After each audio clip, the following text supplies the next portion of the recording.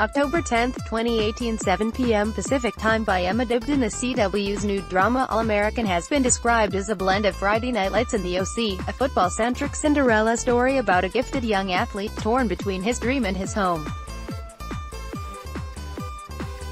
Based on the real events of former pro football player Spencer Paysinger's life, the show follows Spencer, Daniel Ezra, a rising football star from South L.A., who is recruited by the football coach at Beverly Hills High, Taye Diggs, and introduced a world vastly different from his own. But unlike the OC's Ryan Atwood, Spencer isn't leaving his home behind. He'll live and study in Beverly Hills during the week, then go home to Crenshaw on weekends, creating a more complex fish-out-of-water story in which both worlds have their ups and downs. New showrunner Nkechi Okoro-Carroll, who took over for creator April Blair after Blair stepped aside last week for personal reasons, talks with The Hollywood Reporter about inclusive storytelling, tackling issues from gang violence to NFL protests, and what the mysterious final scene in Wednesday's premiere means. What can you say about April's departure, and how are you feeling about taking over the mantle? I've been part of the writer's room pretty much since the beginning, working with both April and exec producer, Greg Berlanti, and the whole team on the show. I was assigned to the show as part of my overall deal here at Warner Brothers, and it was a show I wanted to work on once I read the pilot script, because I was just so moved by it. As the mother of two black boys, I want to see this show on television. So I've been involved since the start, and when April stepped down and Greg asked if I would be interested in stepping up into the showrunner position, I was happy and excited to do it.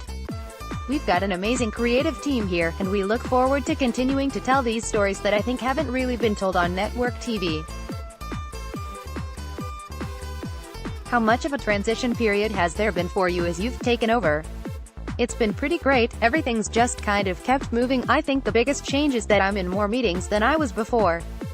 Other than that, we have an exceptional room and the writers picked up the ball and kept going.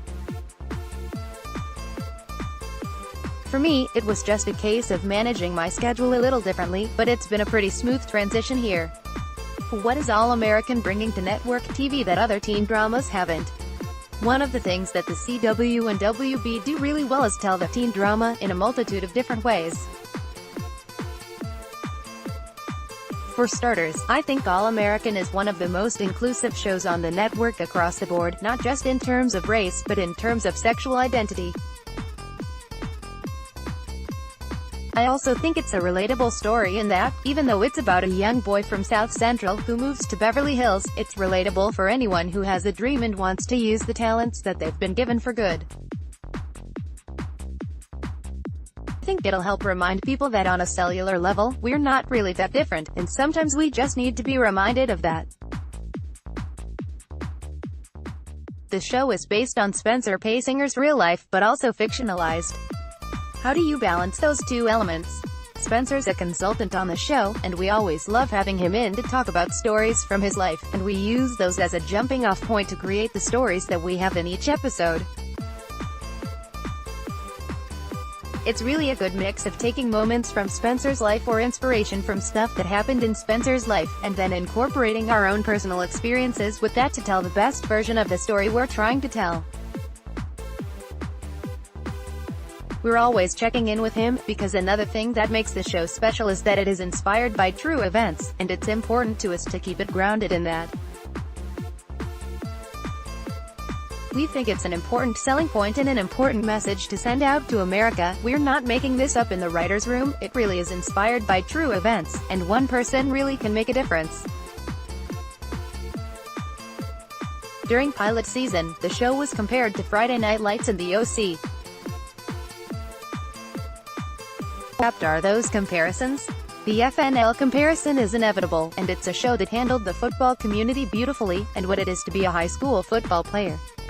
For us, All-American is a show that happens to have football in it, and will speak to high school football culture, but it's so much bigger than that, and it's really about the fight off the field, and the blending of two worlds, and having one person be the catalyst to open up both these worlds and the people in them to each other.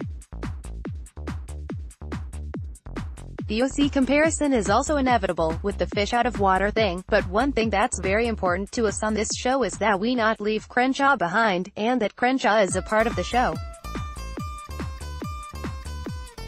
Just as in real life, Spencer did not leave his community behind, nor did we want to do that on the show. Right, because the OC spends almost no time in Chino at all.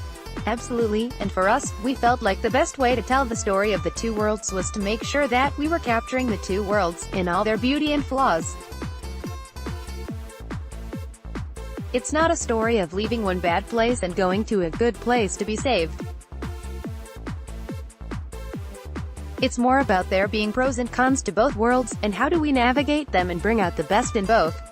We spend a significant amount of time in Crenshaw on the show, and we shoot in South L.A., which is almost like a character on the show as well. It's great to be able to shoot in the community where Spencer actually came from. The community there have been so supportive of what we're doing. We're hard to miss, we come with a gazillion trucks, so people often come out and ask what we're shooting, and we tell them, and everyone is so excited and interested and seem happy that we're there. We feel so welcomed, and that's one of the reasons why we keep pushing to make sure we go back there and shoot stuff there, because we just feel so much a part of the community. We also hope that they feel like we're helping them be seen, and be seen in a way that isn't often shown on network TV. Given the rise of NFL protests in real life, have you discussed tackling subjects like taking a knee in the show? Of course, we've talked about it, and it's something we are interested in tackling. For us, the important thing is how do we tackle it in our all-American way. Addressing socially conscious issues is very important to us, and has become part of the fabric of the show, because it's also something that's important in the real Spencer's life. We don't shy away from tough conversations at all, about race, about class, and the same is going to go for football. Those are the kinds of stories we talk about all the time in the writer's room. What other issues do you intend to tackle in the show?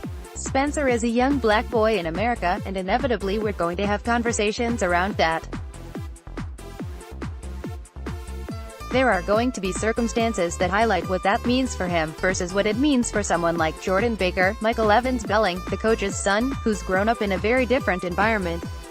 The real Spencer also talks a lot about how important it was for him to give back to his community, and that he moved back after the NFL, and he's just opened his coffee shop there, https://www.lowweekly.com/restaurants/everyone-belongs-at-hilltop-coffee-kitchen-977-4879 closing square bracket, and is working to try and improve the conditions, and be not just a great role model, but reinvest in the community.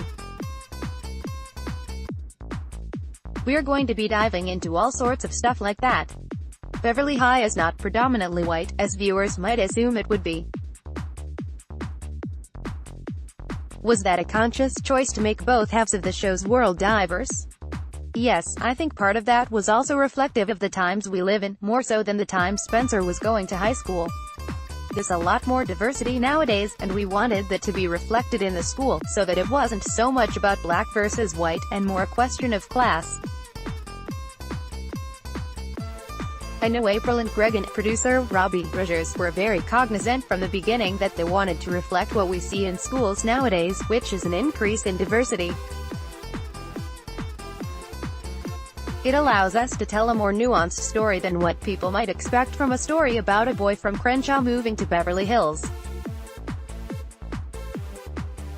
How will Coop's Breezy coming out storyline develop? Breezy is such a fantastic actress and brings so much authenticity to this role. We want to tell a relatable story for the girl who wants to feel like she's loved and accepted for who she is, and I think in our teen society these days that is a constant challenge. We're telling the story of the challenges Coop is going to face as she searches for that, and the journey we're going to take the family on.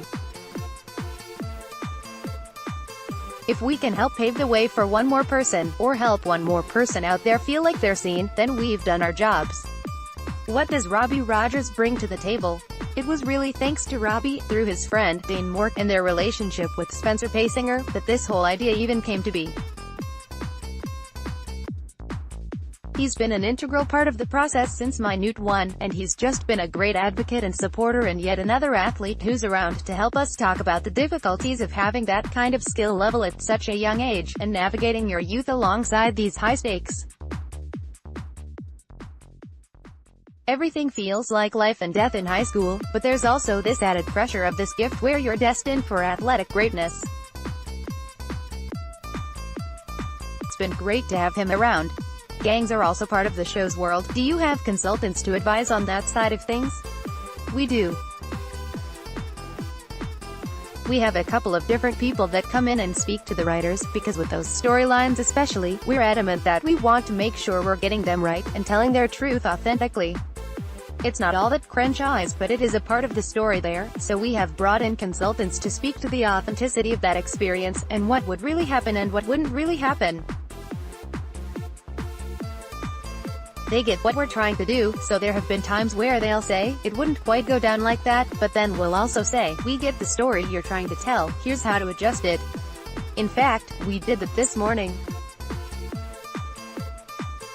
The final scene of the pilot seems to suggest a major twist regarding Coach Baker's relationship with Spencer and Spencer's mother. Can you speak to what it may or may not be teasing? I will not say what it may or may not be teasing, but I will say I don't think it's what people think it is. And there's definitely a lot of layers to what is being setting up at the end of the pilot. I wasn't here when the pilot was done, but it is both a twist for dramatic effect, and also allows us to really expand the storytelling of these two worlds, and of having Spencer caught between these two worlds. We've got some interesting surprises and twists ahead that the audience is not expecting. It is not what people think. What's coming up in the next couple of episodes? We're really going to see Spencer struggle to balance these two worlds.